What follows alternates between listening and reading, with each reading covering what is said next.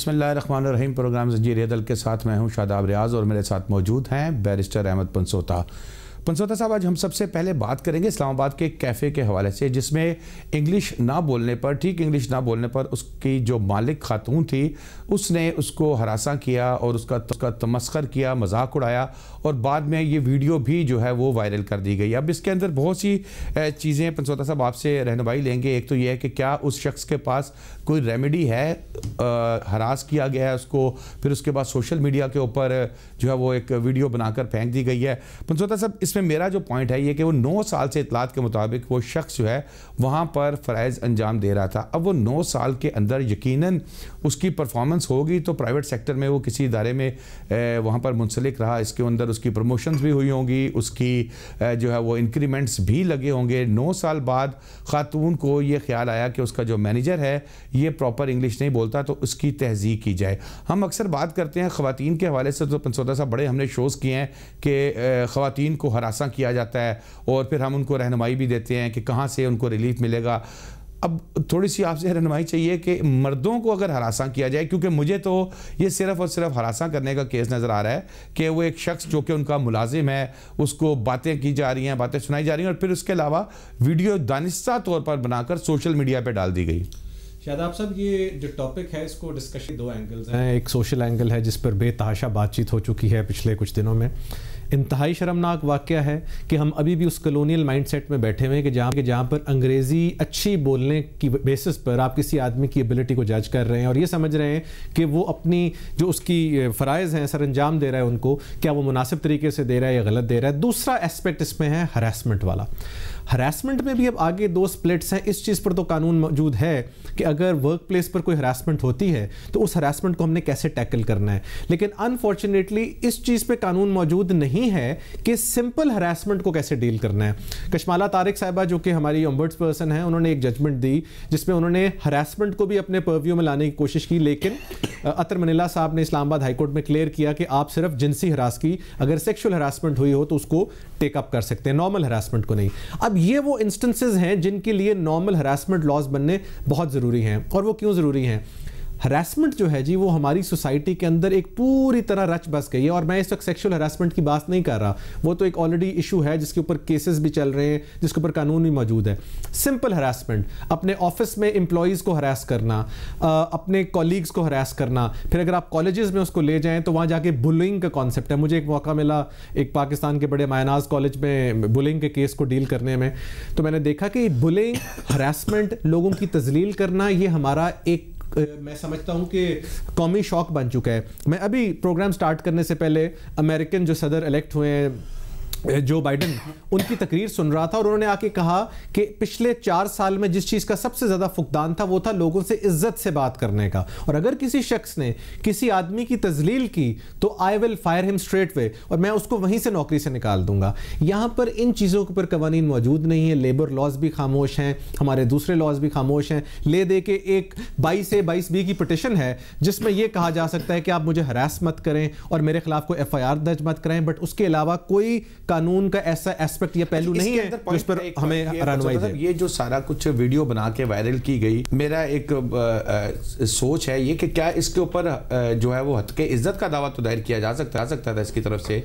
Sir फिर once again Pakistan penal code में हद की इज्जत जो है वो 499 और 500 PPC है, उसमें ऑफ कोर्स क्रिमिनल कंप्लेंट की जा सकती है।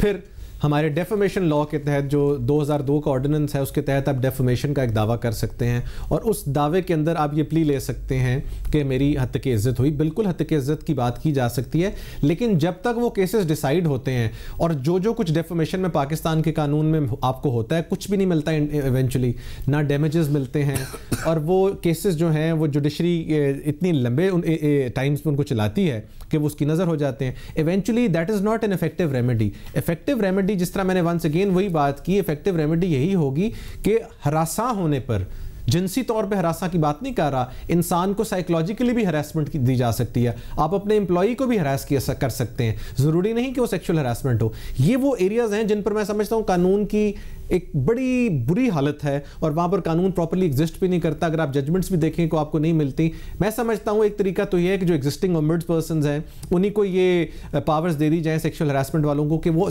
क्लियरली हरासमेंट को भी डील कर सकें और उसकी सजाएं मुख्तलिफ तजवीज़ कर दी जाएँ, या एक नया कानून सिर्फ हरासमेंट की हद तक बना दिया जाए और उस पर यह कहा जाए कि अगर किसी शख्स को हरासा किया गया है, उसकी तजलील की गई है, उसकी इज्जत जो है उसको मजरू किया गया है और ऐसे बंदे ने किया है जो उस पोजीशन में है कि उस पोजीशन को एक्सप्लॉइट कर सकता है, तो मैं समझता हूं उसके लिए एक सेपरेट कानून जरूर होना चाहिए जिसमें किसी किस्म की आपको कोई सजा हो, आप अपनी फाइन हो, आप वहां से रिमूव हो सकते हो। अगर आप एम्प्लॉयमेंट में करते हैं तो आपको किसी किस्म की कोई पेनल्टी जरूर हो ताकि आप अनचेक मत जाएं। जो आपकी चैटल्स नहीं हैं, आपकी भेड़ बकरियां नहीं हैं, ये लोग जिनको आप ला के बुला के और खड़ा करके तस्लील करें और अपने सामने वीडियोस बना के सोशल मीडिया पर वायरल करें और आप समझते हैं कि इस तरह आपको पॉपुलैरिटी मिलेगी।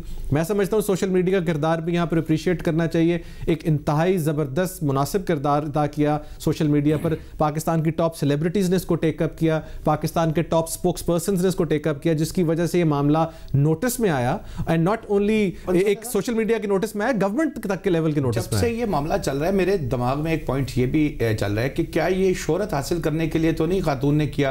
देखिए अब आपको तमाम नेशनल चैनल्स के ऊपर आप डिस्कस हुए हैं और मुझे पता लगा BBC उर्दू ने भी इसके ऊपर रिपोर्ट किया है। तो इतनी शोहरत तो सर इस कैफे को मिल ही नहीं सकती थी। ये करोड़ों अरबों रुपए पे इश्तिहारात देना शुरू कर देता, सब कुछ करता जो इसको पब्लिसिटी इस पे मिली है। और सेकेंडली इस शख्स की जो इनका आई थिंक अवैस नाम था मैनेजर की, इसकी जो हुई वो जाहिर है वो बेचारे ने क्या एक्शन लेना है, एम्प्लॉई कहाँ एक्शन लेता है। लेकिन उस तमाम चीज़ों से अल्टीमेटली जो फ़ायदा है, लाहौर के एक कैफ़े के हवाले से आपको याद होगा एक बहुत बड़ा मामला चला, उसका खबरें भी चलती रही और अब बच्चे बच्चे की ज़ुबान पे वो कैफ़े का नाम है।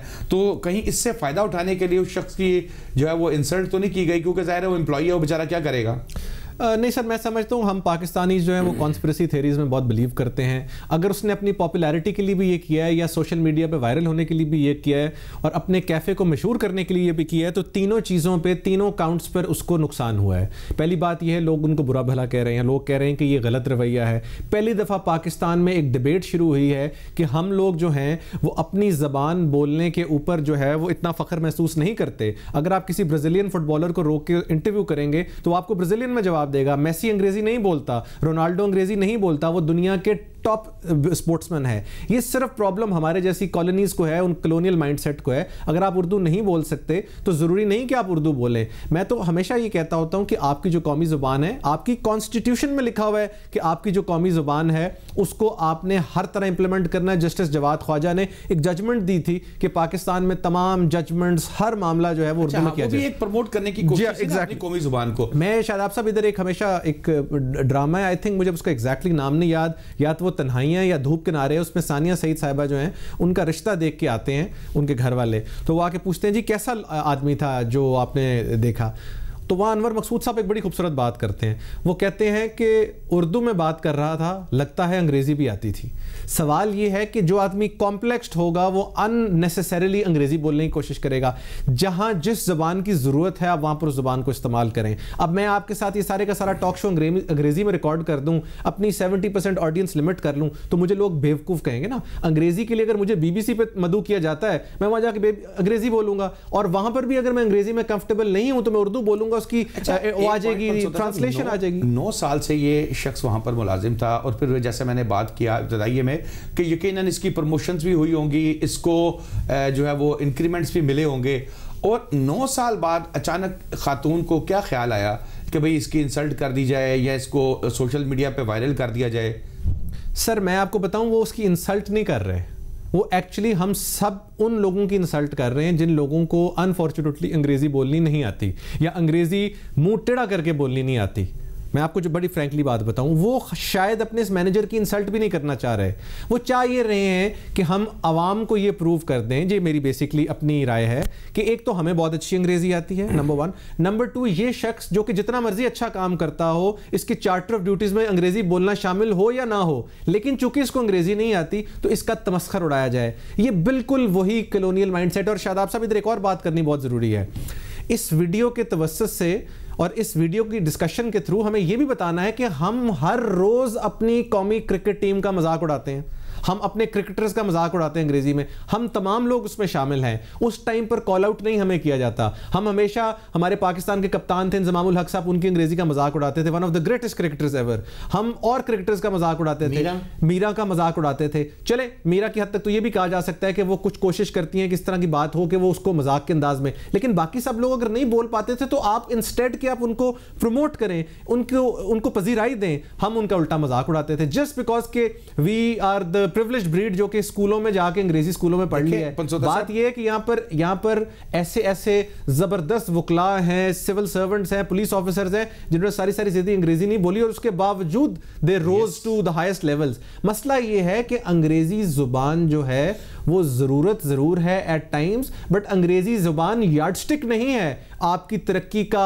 आपके लीगल एक्यूमन का, आपकी किसी भी चीज का। कौन अरबी पढ़ता है, क्या कहते हैं, अंग्रेजी बोलता है? कौन स्पेनिश बोलता है अंग्रेजी? फ्रेंच नहीं अंग्रेजी बोलते। आपके दुनिया के top leading south American sportsman अंग्रेजी नहीं बोलते, हर चीज में सबसे आगे हैं। उनकी अंग्रेजी ट्रांसलेशन सुनने के लिए हम बैठे होते हैं। इमाम काबा का खुतबा आता है, वो अंग्रेजी में ट्रांसलेट होकर आता है, वो अंग्रेजी नहीं बोलता। हमारे यहाँ पर हमें कोशिश करनी पड़ती है कि हम अंग्रेजी में बोलें ताकि हमें लोग सीरियसली ले जाएं। This is unfortunate. ब्रेक लेते हैं, ब्रेक के बाद आएंगे, डिस्कस करेंगे सदर ट्रंप के हवाले से जो कहा जा रहा है कि बड़े बेआबरू होकर तेरे कूचे से हम निकले। ब्रेक के बाद वेलकम बैक नाज़रीन। पंसोता साहब, सदर ट्रंप जो है वो वाइट हाउस से बिल आखिर रुखसत हो गए और पिछले 10 दिन से बहुत क्या सराहियाँ चल रही थी। कहा जा रहा था कि मुआवजा किया जाए उनका, वो कुछ भी कर सकते हैं बतौर प्रेसिडेंट, तमाम इख्तियारात उनके पास मौजूद हैं। बहरहाल उन्होंने 10 दिन पहले तो कुछ नहीं किया। उससे पहले जो वाक़या हुआ अमेरिका के अंदर, आई थिंक अमेरिका की तारीख में इससे पहले कभी इस तरह का वाक़या नहीं हुआ कि मजमे ने, हजूम ने पार्लियामेंट पे हमला कर दिया और लोगों को भाग के अपनी जान बचानी पड़ी। उसके बाद जो नए आने वाले सदर हैं उनकी जानिब से आई थिंक इनको दावत भी नहीं दी गई थी कि हलबरदारी की तकरीब में। हालांकि ये अमेरिका का एक रस्म व रिवाज है कि जो साबिक आउटगोइंग सदर होता है वो आने वाले सदर की जो ओथ टेकिंग सेरेमनी या जो भी उनकी वो तकरीब होती है उसके अंदर वो भरपूर तरीके से शिरकत करते हैं। लेकिन इस मरतबा जो है वो ट्रंप वहाँ नहीं गए। शादाब साहब, अनफॉर्चुनेटली ये जो सदर ट्रंप का सारा डिबैकल था, इनकी जो 4 साल की सदारत थी, जो बाइडन साहब के जो आज की, मेरा ख्याल आज या कल उन्होंने बोला, उन्होंने कहा है कि कोई ऐसा शख्स जो किसी को तजलील करेगा या किसी के साथ गलत तरीके से बात करेगा, I will fire him there and then, no questions asked. तो ये ज़रूरत पड़ी असर्ट करने की, one of the biggest democracies in the world में। इससे ये प्रूव होता है कि सिस्टम से ज़्यादा कई दफ़ा लोग तगड़े हो जाते हैं, उन लोगों के रवैये जो हैं वो बेसिकली उसके ऊपर गालिब आ जाते हैं। सवाल मेरा ये है कि सदर ट्रंप के 4 साल दौर में अगर देखा जाए तो उनका सारे का सारा जो तरीक़ा वारदात था, जो काम करने का तरीका था, वो तजलील पर मबनी था, वो मजाक पर मबनी था। वो बेसिकली एक सर्टन क्लास को एड्रेस करते थे अमेरिका में, जो क्लास उसको मजाक समझती थी और वो समझती थी कि यार अमेरिका एक is just like theatre movie जिसको हम एज इट इज आके लेके चल सकते हैं। देयर वाज नो सीरियसनेस, किसी तरीके कार में वहाँ पर आपको सीरियसनेस नज़र नहीं आती थी। वो रवैया 4 साल चला, ख्वाह उनकी किसी लीडर से मुलाकात है, ख्वाह CNN के किसी रिपोर्टर को तजलील का निशाना बनाना है, ख्वाह किसी जगह पर जाके गोल्फ खेलना है, किसी आदमी को अपनी डिबेट्स देख लें, उनकी जो थी पार्लियामेंट्री प्रेसिडेंशियल डिबेट्स थी, हर जगह पर उन्होंने मुजाहरा किया एक कार्टून बनने का और वर्ल्ड स्ट्रॉन्गेस्ट डेमोक्रेसी के सदर होने का सबूत नहीं दिया। और यही सबूत जब उनकी रुखसत का टाइम आया फ्रॉम द प्रेसिडेंशियल ऑफिस, वहाँ पर भी उन्होंने हरकत की। 150 ईयर्स की ट्रेडिशन है कि आउटगोइंग प्रेसिडेंट जो है वो इनकमिंग प्रेसिडेंट को प्रॉपरली चार्ज आगे रिलिंक्विश करके आगे डिलीवर करता है, वो आगे से चार्ज को अस्यूम करता है, लेकिन वो उससे पहले ही चले गए।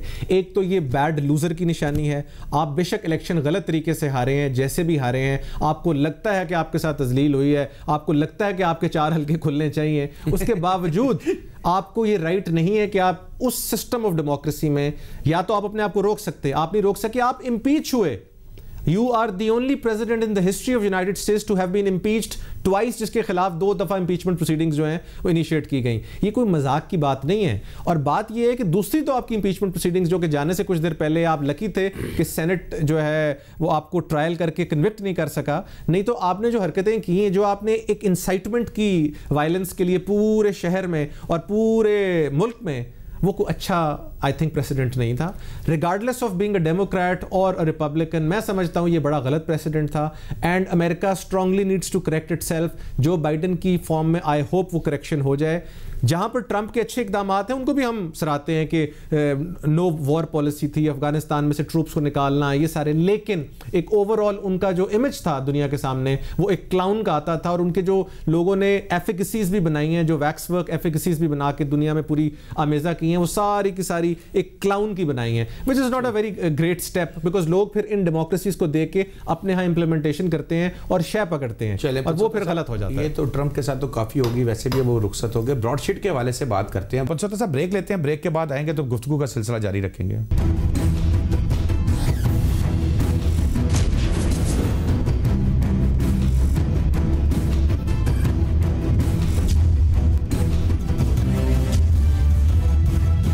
वेलकम बैक नाज़रीन। ब्रॉडशीट जो हर डिस्कस हो रही है, पाकिस्तान के पास आया तो कुछ नहीं, लेकिन इतलात के मुताबिक तकरीबन 45 मिलियन डॉलर जो है वो अब तक पाकिस्तान से जा चुके हैं। 1 रुपए की रिकवरी नहीं हुई। 2000 में जनरल मुशर्रफ के दौर में ये पंचोता साहब एक कंपनी थी और आई थिंक उसी दिनों में कुछ दिन पहले उसकी लॉन्चिंग हुई, बनाई गई कंपनी, और उसके बाद जो है वो उसको एक टास्क दे दिया गया। अच्छा, उसके बाद जो इनके साथ मुआहदा किया गया उसकी चार जो है उसमें ये चीज़ पंचोता साहब ये लिखी गई कि जो मुआहदा हुआ है उसके तहत जो रिकवरी होगी चाहे वो पाकिस्तान के अंदर हो, अच्छा उसके अंदर ब्रॉडशीट का कोई किरदार हो ना हो, उसको उसका 20% मिलेगा।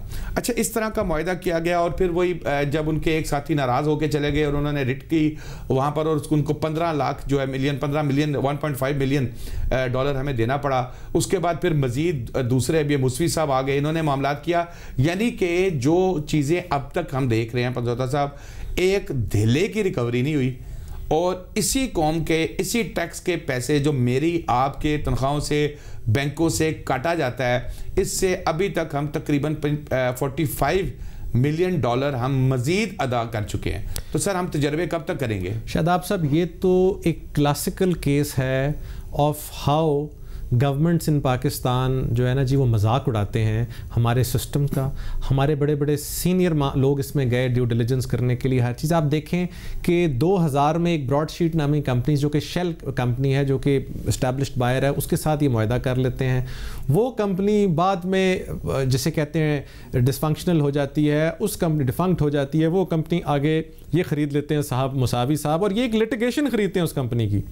ये मैं आपको बताऊं, इस तरह पाकिस्तान में आपने सुना ना कि मैं जी वो ज़मीन है, ज़मीन दा रौला, तो मैं उसकी लिटिगेशन खरीद ली है। वो लिटिगेशन खरीदते हैं, वो लिटिगेशन वो लड़ते हैं और वो ये कहते हैं कि जो आप लोगों की ही JIT बनी हुई है पाकिस्तान में जो सुप्रीम कोर्ट के हुक्म के तहत, उसमें शरीफ फैमिली के 800 मिलियन के असासे जो हैं, उन असासों में से अगर मान लें कि 100 भी हैं, और वो 100 का फॉर्मूला भी मैं आपको बता दूं उन्होंने क्या लगाया है। उन्होंने कहा है कि अगर फलानी जगह पे चांसेस ऑफ सक्सेस इतने % हैं, दूसरी प्रॉपर्टी में चांसेस ऑफ सक्सेस इतने % हैं, इस जगह पे इतने % हैं, इन सबको कॉम्पोजिट करके उन्होंने कहा है $100 मिलियन। तो अगर वो भी रिकवरेबल बन जाए तो उसका 20 दे दें। यानी कि आया हमें कुछ भी नहीं और हमने वो कर दिया। मैं बताता हूं, आप बता रहे हैं पंचोता साहब, मैं थोड़ा सा इसमें वो जो शिफ्ट 4 का मैंने बात की है उसमें ये है कि जो पाकिस्तान के अंदर भी कोई कार्रवाई करके नैब बरामदगी करती है उसमें से भी 20%। अब आप ये देखें ना कि ये जिन जिन लोगों ने मुआहदे किए उनको अकाउंटेबल होल्ड करना चाहिए, जिन जिन लोगों ने इस पे आगे कार्रवाइयाँ की उनको अकाउंटेबल होल्ड करना चाहिए, ख्वाह वो किसी इदारे से हैं। मकसद ये है कि पाकिस्तान का मस्खर उड़ाए। लोग बाहर मजाक उड़ा रहे हैं कि पाकिस्तान में इस किस्म की ड्यू डिलिजेंस होती है कि पाकिस्तान का नेशनल अकाउंटेबिलिटी ब्यूरो जो कि लोगों को इन चीज़ों पर इन्वेस्टिगेट करता है कि वो जाली एग्रीमेंट्स तो नहीं कर रहे, जाली या फेक अकाउंट्स तो नहीं होल्ड कर रहे, वो एक ऐसी कंपनी के साथ जाके एग्रीमेंट कर रहा है जिस कंपनी के अपने पल्ले है कुछ। और वो कंपनी बनी भी, उसकी पैदाइश भी जी सर अरसा पहले है, 2007 में आके उन्होंने दोबारा जो सारे मामला आगे लेके चले मुसावी साहब जो हैं। सो सवाल ये कि ये उससे इस बात भी बड़े खुश हैं हमारी एग्जिस्टिंग गवर्नमेंट का। जो मैं समझता हूँ इसमें अगर एक कोई रोल जिससे मैं एग्री नहीं करता वो ये था कि इन्होंने बहुत जल्दी की पैसों को भिजवाने में, हमारे हाई कमीशन में, और वहां से पेमेंट करने में। थोड़ा सा और डिले किया जा सकता था, लेकिन of course they may have their own reasons. सवाल मेरा ये है कि ये जो साबका गवर्नमेंट्स करती रही हैं और ये जो कुछ होता रहा है, ये तो पाकिस्तान के साथ मजाक है। Issue is not 20 million that has been paid, issue is not that. Issue ये है कि भाईजान आप यानी पाकिस्तान की गवर्नमेंट, पाकिस्तान के नेशनल अकाउंटेबिलिटी ब्यूरो के साथ कोई भी मजाक कर सकता है। ये क्लासिकल केस है नेशनल अकाउंटेबिलिटी ब्यूरो के लिए कि वो अपना किबला सीधा करे। इस पर जुडिशल कमीशन बन चुका है, एक इंतहाई अच्छे और ईमानदार जज साहब जो है, अच्छा इस पे भी हम बात करते हैं, जनाब शेख अजमत सही साहब को उसका सरबराह मुकर्रर किया गया है। उन्होंने पैनामा जजमेंट भी इसमें बेसिकली पेन की थी। एक दो उन पर एतराजात जरूर आ रहे हैं कि चूंकि वो पैनामा जजमेंट, मैं आ रहा हूं सर उस पे, पैनामा जजमेंट में उन्होंने चूंकि खुद लिखी थी, प्लस वो नैब के डेप्टी प्रोसिक्यूटर रहे हुए हैं, तो उस हिसाब से वो कह रहे हैं कि उनको नहीं बैठना चाहिए। लेकिन मैं समझता हूं कि जब एक शख्स सुप्रीम कोर्ट का जज रह चुका हो और इतने आला ओहदे पर फायज रह चुका हो, तो फिर ये चीजें इमटेरियल हो जाती हैं। इस तरह तो फिर चेयरमैन नैब भी एक साबका सुप्रीम कोर्ट के जज हैं। मैं समझता हूं अजमत सईद साहब के ऊपर हमें एतमाद करना चाहिए। He will come up with the best possible solution और सबसे लायक जज जरूर एतमाद करना चाहिए। जैसे शेख अजमत सईद साहब भाई बड़े ज़बरदस्त किस्म के जज रहे हैं, जब वो लाहौर हाई कोर्ट में थे या जब वो सुप्रीम कोर्ट में चले गए, बड़ा बेहतरीन उनकी जजमेंट्स हैं। लेकिन सर जब दूसरी पार्टी का भी तो इतराज़ है ना, जो अपोजिशन की जमातें हैं, चाहे वो पाकिस्तान पीपल्स पार्टी हो चाहे PMLN हो, वो ये कहते हैं कि ये शेख अजमत सईद साहब जब जज थे तो पनामा के हवाले से और अकामा के हवाले से उन्होंने फैसले दिए, जिसमें जो मतलब उनके फैसले सामने आए। इसके अलावा और उनके बेहतरी बहुत ज़्यादा जो है वो इतराज़ात हैं, जैसे कि जी ये डिप्टी प्रोसिक्यूटर जनरल है, इसका तो मुझे श्योर नहीं है कि उस वक्त वहाँ थे कि नहीं थे, लेकिन बहरहाल पनामा के हवाले से तो वो जजमेंट अपना माइंड दे चुके हैं। नहीं, लेकिन इस ब्रॉडशीट में मुझे ये नहीं समझ आ रही, इस ब्रॉडशीट में उन्होंने ये तो चीज़ सर्टन करनी ही नहीं है कि वो फलाना शख्स गलत है या फलाना शख्स गलत है। उन्होंने तो तहकीकात अगर करनी भी होगी तो ये तहकीकात करेंगे क्या ये अग्रीमेंट दुरुस्त हुआ था, इसके TORs बन चुके हैं मेरा ख्याल, क्या ये अग्रीमेंट पाकिस्तान की हुकूमत कर सकती थी, क्या पाकिस्तान की हुकूमत ने जब ये अग्रीमेंट किया तो उन्होंने तमाम क़वाइद व ज़ाबित को मद्देनज़र रखा, ड्यू डिलिजेंस की, क्या उन्होंने ये देखा कि जिस कंपनी के साथ ये काम करें उस कंपनी की क्या हिस्ट्री है, वो कोई अच्छी पुरानी कंपनी है कि नहीं, इसका कोई हमें रिजल्ट मिलेगा या नहीं मिलेगा। ये तमाम चीज़ों की तहकीकात उन्होंने करनी है। उन्होंने ये तो बताना ही नहीं है कि PMLN गलत है, PPP गलत है। अंदर जो भी डिटेल्स आई हैं, जो इसकी इंफॉर्मेशन इसके थ्रू एक्वायर की गई है, वो तो गवर्नमेंट अदारे मौजूद है, नैब मौजूद है, फलाने मौजूद है। इसलिए किसी को उन पर एतराज़ इसलिए नहीं हो सकता कि अगर वो होल्ड करते भी होंगे कोई पोजीशन या अपना इसमें जजमेंट करेंगे, वो तो ये करेंगे कि जब ये 2000 में ये मामला किए गए तो ये सही थे गलत है। ये एतराज़ कर रही है कि देखें बहरहाल वो एक चीज़ बना के कंक्लूड करके कि कौन ठीक था, किसने ठीक एग्रीमेंट किया, किसने नहीं किया, वो देंगे, वो आगे चलेगा, फिर उसके ऊपर जजमेंट आएगी। सर देखें, इस बात पर तो मैं आपको ये तो फिर ऐसी बात है कि जब उन्होंने पैनामा का फैसला दिया था तो उसके बाद वो PMLN का केस ही कोई ना सुनते। ये तो इम्पोर्टेंट, जैसे कहते हैं तुक नहीं बनता इस बात का। इस चीज का एक्सपेक्ट करना कि वो फैसला गलत देंगे, मैं इस चीज से बिल्कुल अग्री नहीं करता। उसकी वजह ये है कि उनके पास और ऑप्शन ही कोई नहीं। जब सामने एविडेंस आएगा, जज, रिटायर्ड जज व्हाटएवर ही इज, वो हमेशा ईमानदारी पर मबनी फैसला करता है। हाँ, अगर कोई जज बहुत कंट्रोवर्शियल है, जिसकी बहुत ज्यादा किसी एक पार्टी से दुश्मनी हो, वो बात और है, लेकिन एक जजमेंट देने का मतलब ये तो नहीं है कि साहब आप मामलात को सीधे तरीके से चलाना चाहते हैं और अपोजिशन दोनों जमातें एतराज कर रही हैं, तो और भी माशाल्लाह हमारे बड़े बड़े होंगे सर। मैं समझता हूं इन द गिवन सर्कमस्टेंसेस जज साहिबान है होंगे, किसी सिटिंग जज से भी करवाई जा सकती है। नहीं, सिटिंग जज तो शायद नहीं करेगा, लेकिन मैं समझता हूं कि ज्यादा बेहतर है कि इस वक्त एग्जिस्टिंग सर्कमस्टेंसेस में नेशनल अकाउंटेबिलिटी ब्यूरो और जिस किस्म के मैटर्स हैं उसमें अजमत सईद साहब एक्सपर्ट हैं। लेकिन अगर वजीर आजम साहब समझते हैं कि किसी और से करानी है तो he is most welcome, but चूंकि उनको अपॉइंट किया गया, I don't see any reason कि why he should not conduct it further. चलें ब्रेक लेते हैं, ब्रेक के बाद आएंगे तो एक और फॉरेन फंडिंग केस का जो मामला है, इसमें अपोजिशन की जानिब से एहतजाज किया गया, वहाँ पर धरना दिया गया, तकरीरें की गई, फिर उसके बाद इनका वफ्द अपोजिशन का जाकर इलेक्शन कमीशन में मुलाकात करके आया और उनका एतराज़ ये था कि 6 साल से ये केस पेंडिंग है। ब्रेक के बाद वेलकम बैक नाज़रीन, एक बहुत पुरानी कहावत एक सुनते आ रहे हैं कि इंसाफ में ताख़ीर इंसाफ से इनकार के मुतरादिफ है। अब 6 साल से जो अकबर एस बाबर साहब हैं वो इलेक्शन कमीशन में जा रहे हैं और उन्होंने एक केस दायर किया, उसके ऊपर फैसला नहीं हो रहा। पंसोता साहब, सबसे अहम बात यह है कि अब तो जो होगा सो होगा।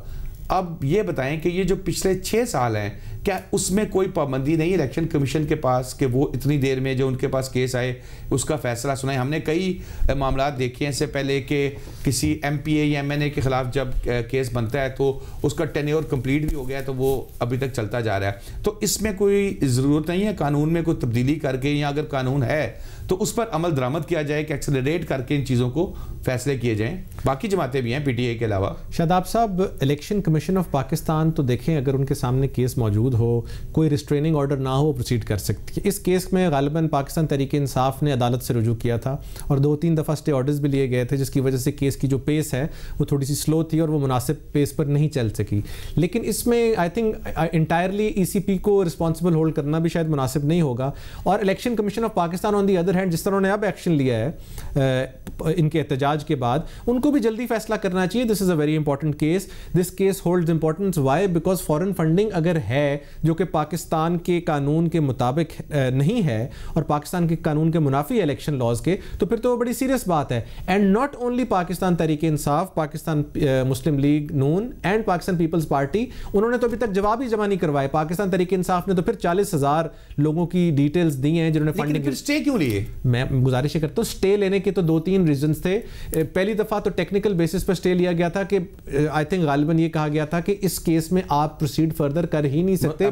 साहब, आप माशाल्लाह बड़े सीनियर वकील हैं और बड़े जबरदस्त किस्म के वकील हैं। आपको मैंने कई मरतबा कोर्ट्स के अंदर आर्गूमेंट्स करते हुए देखा। मुझे सिर्फ बताएं कि बंदे का केस क्लियर हो, उसको 100% यकीन हो कि वो जा रहा है, वो एग्जैक्टली ठीक डायरेक्शन पे जा रहा है, तो फिर वो स्टे क्यों लेगा? वो फिर भी स्टे इसलिए लेगा कि अगर केस ट्रायल के बजाय किसी हमें टेक्निकलिटी या किसी लीगल ग्राउंड पर मिल सकती है रिलीफ, तो वो लेगा। हर आदमी लेता है। ये जो एक्सपेक्टेशन है ना, ये मैं 2-4 दिन से मीडिया पर सुन रहा हूं कि आप स्टे क्यों ले रहे हैं। भाई, जिस आदमी का स्टेक है, चाहे सही है गलत है, वो स्टे क्यों ना ले? अगर उसको स्टेक है, नहीं, स्टे का मतलब ये नहीं होता कि स्टे लेके बैठ गया है। स्टे 6 साल सर गुजर गए। गुजारिश सुने ना, वो एक पिटिशन के अंदर स्टे होता है और बेसिक पिटिशन के अंदर प्रेयर ये होती है कि इन प्रोसीडिंग्स को नल एंड वॉइड डिक्लेयर किया जाए। ये जो एक स्टे का कॉन्सेप्ट है ना कि स्टे लेके बैठ के अदालतें डिसाइड कर दें, जिस अदालत से स्टे लिया हुआ है उस अदालत वाले जो उसको कौन रोकता है डिसाइड करने में? वो हाई कोर्ट है, सुप्रीम कोर्ट है, कोई भी है। सिमिलरली वो डिसाइड होगा, हाई कोर्ट जो है वो भी डिसाइड कर देगी। मैं कहता हूं तीनों पॉलिटिकल पार्टीज के केसेस को इकट्ठे लेके आगे चलें, उन केसेस में ये डिसाइड करें कि ये फॉरेन फंडिंग कैसे कैसे कैसे हुई और इसके प्रूफ्स हैं। अच्छा, ये मुझे बताएं, इक्वल तरीके से उसको अप्लाई करें। फॉरेन फंडिंग क्या है? देखिए, जहां तक हमारे ओवरसीज पाकिस्तानी दोस्तों का, भाइयों का, हमारी फैमिली के लोग भी बाहर होते हैं, वो फंडिंग करते हैं जो मुझे समझ आती है मोटी मोटी सी चीज़। तो ये तो उनका राइट है। देखें, यहाँ पर उनका घर है, उनका बाप, उनका भाई बहन, जो भी एक फैमिली है वो पाकिस्तान के साथ हैं, अटैच हैं, वो पाकिस्तान का हिस्सा हैं। अब क्या उनका राइट नहीं है कि अगर वो PTI को पसंद करते हैं या PMLN को पसंद करते हैं या पीपल्स पार्टी को या जमात इस्लामी को, और वो ये कहते हैं कि भाई जमात इस्लामी को एक फंड रेजिंग की जो है वो एक कैंपेन शुरू करती है, तो मैं अमेरिका में बैठ के, क्या मेरे पास नहीं है, क्या मेरे पास करोड़ों डॉलर हो, मैं कहूँ यार मैं अपनी पसंदीदा जमात को दूं, यार शायद ये कोई इनकलाब बर्पा करें, तो इसमें तो कोई बुराई नहीं है। बुराई कहाँ है इसमें? बुराई सर इसमें यह है कि हमारे कानून के मुताबिक ये है कि फॉरेन नेशनल्स, ये फॉरेन नेशनल्स नहीं है जिनके आपने एग्जांपल दिए, ये लोग हैं जिनका पाकिस्तान का नाइकॉप भी बना होता है। लेट्स से अगर आपकी पॉलिटिकल पार्टी में फंडिंग कोई फॉरेन नेशनल्स कर रहे हैं, गोरे हैं, इंडियंस हैं, ज्यूज़ हैं, जिस तरह PTI की फंडिंग के अंदर बहुत सारे लोग ऐसे हैं जिनका बेसिकली अकबर बाबर साहब ने तज़किरा ये किया हुआ है कि वो इंडियंस थे, फलाना थे। अब वो चूंकि इनकी फंड रेजिंग बहुत छोटे लेवल पर होती थी, 5-5 पाउंड, 2-2 पाउंड, 10-10 पाउंड, उसमें बहुत सारे ऐसी फंडिंग है जो कि बहुत ज़्यादा नहीं है, लेकिन वो है। इसी तरह पाकिस्तान जीव का क्या इंटरेस्ट होगा कि पाकिस्तान की सियासी जमात को फंड करे, या किसी हिंदू का जो इंडिया में पाकिस्तान से ताल्लुक ही नहीं है? मैं यही तो कह रहा हूँ ना कि हमारा लॉ किसी बेसिस पर बना हुआ है ना, हमारा एक लॉ एग्जिस्ट करता है। उस लॉ की वजह क्या है? वो ये है कि ताकि किसी फॉरेन एजेंडा जो है उसको प्रमोट ना किया जाए किसी पॉलिटिकल पार्टी के थ्रू, कोई लेट से फॉरेन जो नेशनल्स हैं उनके थ्रू पैसा ला के तो कोई चीज़ इंडक्ट ना की जाए। अब एक कानून मुजवजा मौजूद है, उसको हमने फॉलो करना है। अब उस कानून के तहत फॉलो करते करते इन सब ने जवाब देना है। PMLN और PPP ने तो अभी तक कोई जवाब ही नहीं दिया, डिटेल्स ही नहीं दी। इन्होंने तो फिर 40 पता नहीं कितने बंदों के नाम दिए हैं कि उन्होंने हमें डिटेल्स किस तरह प्रोवाइड किए हैं। 40 हैं, गालिबन 40,000 हैं, कैसे हैं? क्योंकि इनकी फंडिंग बड़े छोटे लेवल पे हुई है, उनकी इकट्ठी फंडिंग है। किसी ने 10 करोड़ इकट्ठा दिया है, किसी ने कुछ दिया, बट ये सब स्क्रूटनाइज होना जरूरी है। ये बहुत शुक्रिया डिटेल से बताया। अब जो भी हो इंशाल्लाह उम्मीद है कि जल्दी सामने आ जाएगा। शादाब रियाज को इजाज़त दीजिए, आइंदा जुमे नए टॉपिक्स के साथ एक दफ़ा फिर हाजिर होंगे। अल्लाह हाफिज़।